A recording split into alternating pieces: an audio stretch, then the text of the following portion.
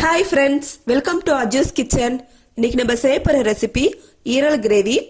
இது எப்படி செய்யறதுன்றத பார்க்கலாம். அதுக்கு முன்னாடி இது செய்ய என்னென்ன தேவைன்றத பார்த்துருவோம்.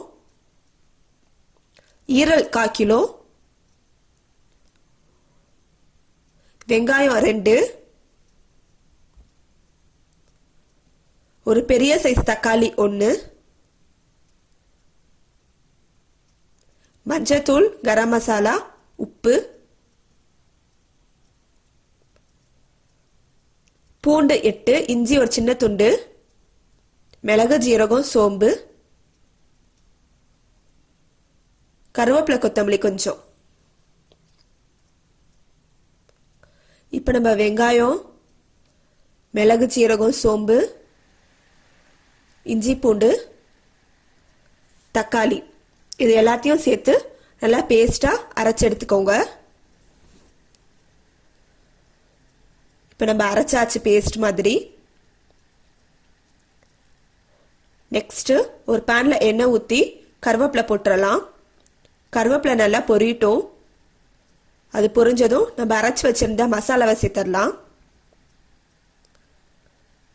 இப்போ இந்த மசாலாவை நல்லா வதக்கிடுவோம்.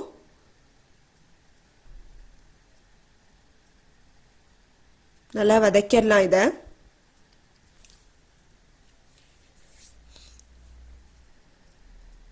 நெக்ஸ்ட் நம்ம ஈரலை ஆட் பண்ணிடலாம். ஈரலை மசாலாவோட நல்லா மிக்ஸ் பண்ணி விட்டுருங்க.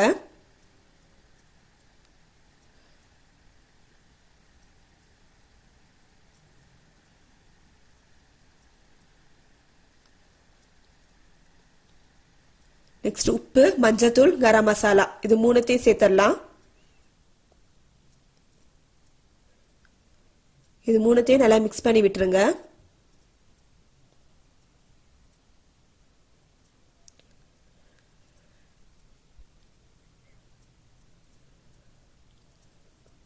நெக்ஸ்ட் இந்த ஈரல் வேகிறதுக்காக தண்ணி ஊற்றிடலாம்.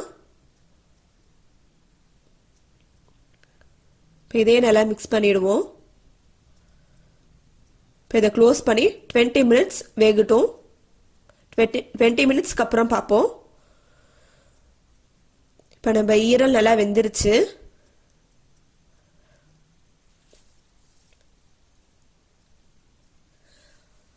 மேலே கொத்தமல்லி இலை போட்டுடலாம். ஸ்டவ் ஆஃப் பண்ணிடுவோம். இப்போ நம்ம ஈரல் கிரேவி சூப்பராக ரெடி ஆயிடுச்சு. Thank you friends.